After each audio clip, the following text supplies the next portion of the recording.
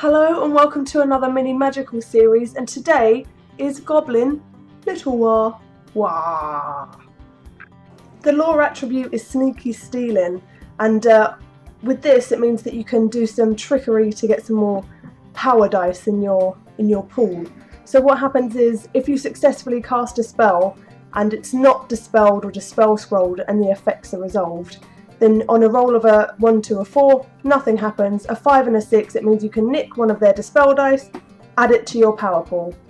Doesn't do that much, but it can help you in the long run with some spell casting, and it's pretty sneaky.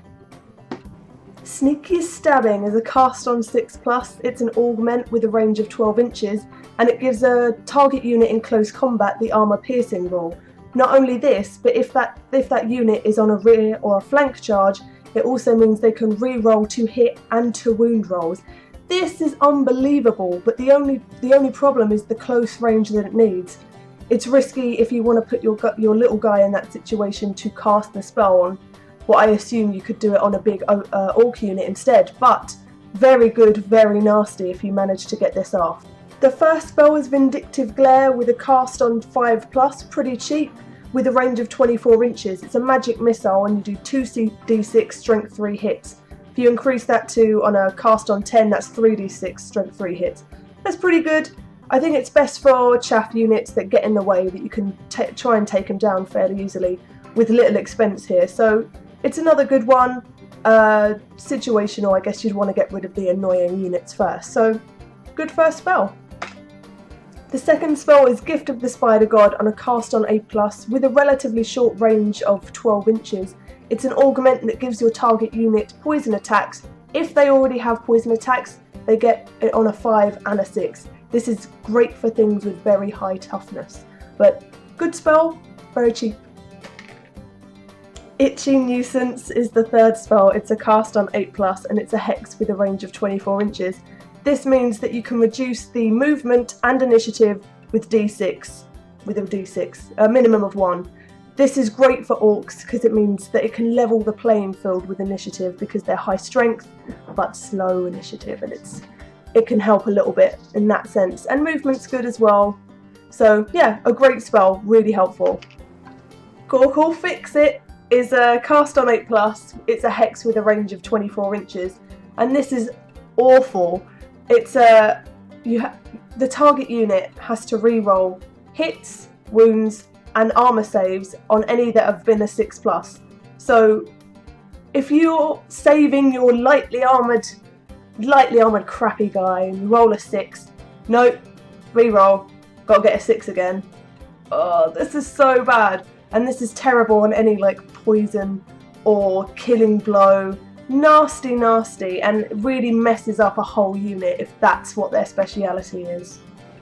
Night Shroud is a cast on 9+. It's the 5th spell, and it's an augment spell, which means that the unit or that the shaman is with has soft cover, and any enemy that gets in base-to-base contact has to take a dangerous terrain test. This is, in my opinion, for the 5th spell, rubbish. It's just like being in a wood.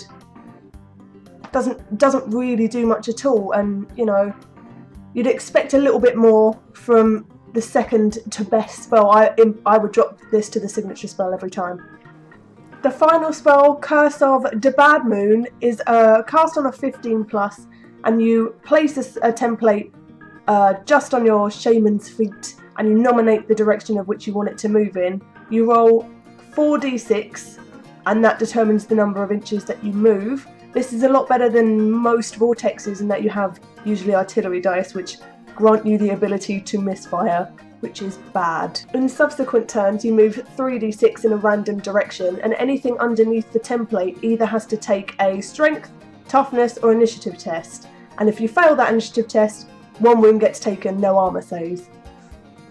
Which characteristic you test on is determined randomly. 1 to 2 is strength, 3 to 4 is toughness, 5 to 6 is initiative. This is a troop killing kind of a vortex. I mean, anything that suffers multiple wounds or has multiple wounds doesn't really care too much. I mean, again, Morgan Freeman's going to be like, Alright, 1 wound, that's fine. It doesn't say anything about taking any more wounds, like the Purple Sun, which is quite devastating. So, you know, it's great to get rid of big units and, you know, Glade Guard archers. You test against their toughness, dead. Skeleton archers, initiative, dead. You know, it's very situational, and if you get the right one for that unit, it's amazing. Now, if you're feeling a bit brave and you increase the casting value to 25, which is quite a lot of dice, and then you get to use the larger template and you get to choose what characteristic they test on. So if you know you're playing a squishy Wood Elf army, always test on toughness. If you're playing anything that is really slow, and then you test on their initiative. So it really can help you if you know your opposing army very well and each specific unit that you're landing under randomly. That's very good and very, very helpful, and it can really, really accentuate that unit's weaknesses. In summary of little Waaagh, Waaagh. Do it, it's fun. Waaagh. It is. I think that the lore in general is great for supporting. I don't think anyone would necessarily take this purely on its own. With a combination of Orc and Goblin, I think you get a really good variety of spells, good for many different things. And yeah, I think it's great on its own.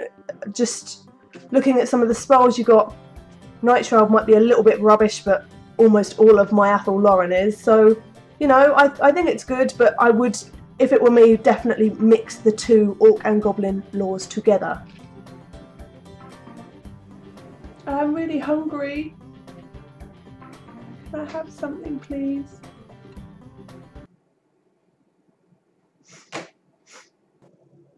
Oh, I think I got some food here. A little bread roll. There you go.